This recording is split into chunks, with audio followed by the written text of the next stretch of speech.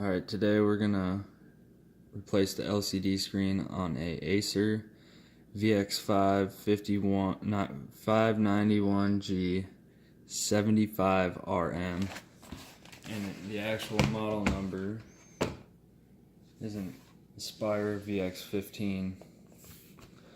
Now, the easiest way to do this is to take this bezel off. You can just do it with your fingers. You don't need anything fancy. Just go easy with it because the clips are pretty brittle.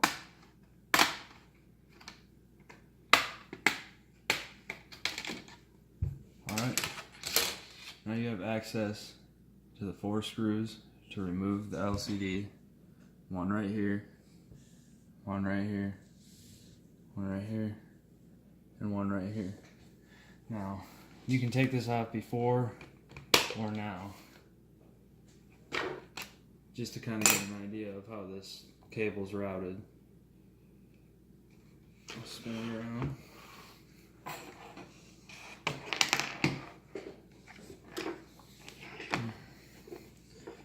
The cable for the LCD runs from the bottom right up through here.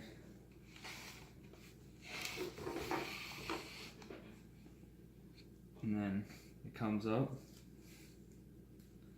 and goes across, and it connects in to the inverter right here on the back side of it.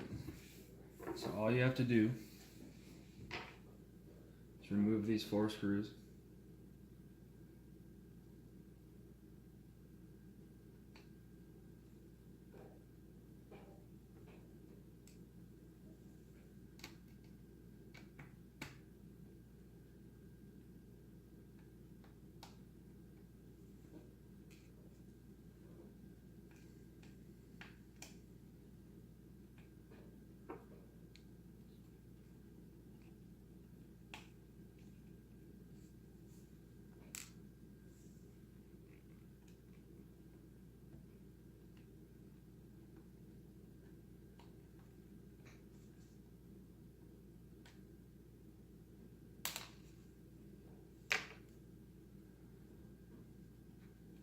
Once they're removed, you can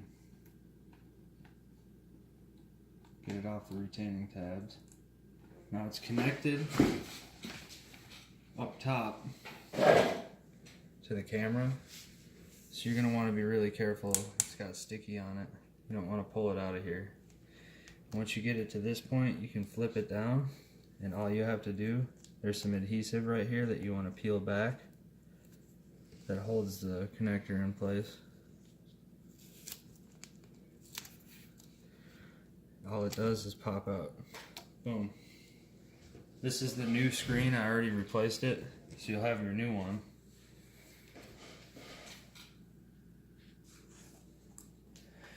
This is the old screen. As you can see right here, where this little arrow is, you can see the corrosion in here. It's kind of hard to tell on this because I wiped it off, but this is the inverter. It got water damage.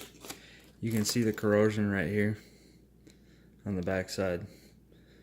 Once this got shorted, the screen quit working, and that's, I mean, if your screen quits working and you can plug an HDMI into the side of this computer and run an external monitor, more than likely your graphics card or your integrated Intel processor or chip is still good, but you always do have the potential of the wiring being bad if that still works. So you could go to replace your screen and it still wouldn't work because your wiring's not right, or it could have came disconnected in the bottom. Alright, with that being said, I got excited and I forgot to show you guys before I took off the little screen protector that comes on here. If you go and you put this together without peeling that back or off first, your bezel will be around it and you won't be able to remove it. So the install is reverse. Just want to make sure that you have your wires right, and all you gotta do is just clip it back in place just like this.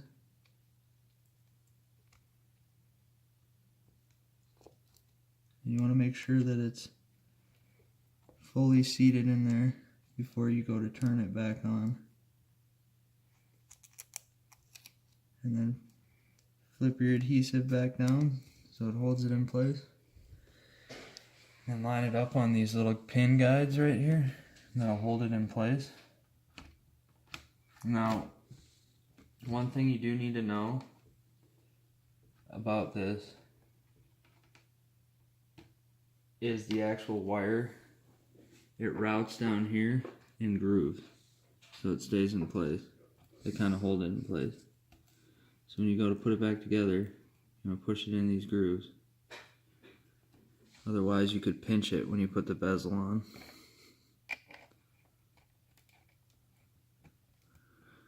And don't get too crazy with it when you're pushing it on here, because you could pinch it with your fingers. But then it routes right through here and back down. Now, if you have other problems, if this isn't what fixes it, then you might need to open up the underside of the notebook itself. But this is just a LCD screen replacement video, so this is all we're going to cover on this one.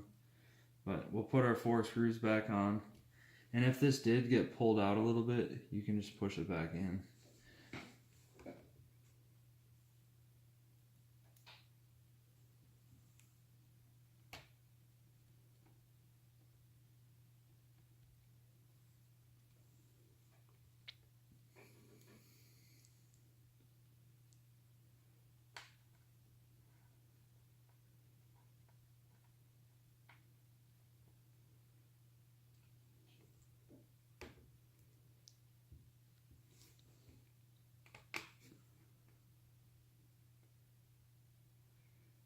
Alright, so now that we have the 4 screws back in, right where it pivots down here, that's where that tape was. We'll just kind of push it back on there so it stays in place and doesn't move around on us. Now at this point, we can take this bezel, this little middle bezel, and put it back on. It's easier to do it when it's down. Just pop it on. We'll flip this back up, and then we'll throw the actual bezel on for the screen. Now this, you want to get lined up right, because these clips are pretty brittle, and you just go around it nice and easy, and you got to tip it forward for these to clear down here.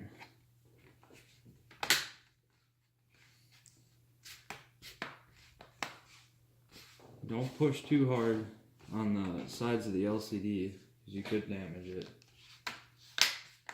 Just go around it a few times, you'll feel it. It'll pop in place. Feel where it's still kind of sticking out. Right there. Alright, let's fire it up. And there you have it. Now you have a working screen. Simple as that. 10 minutes.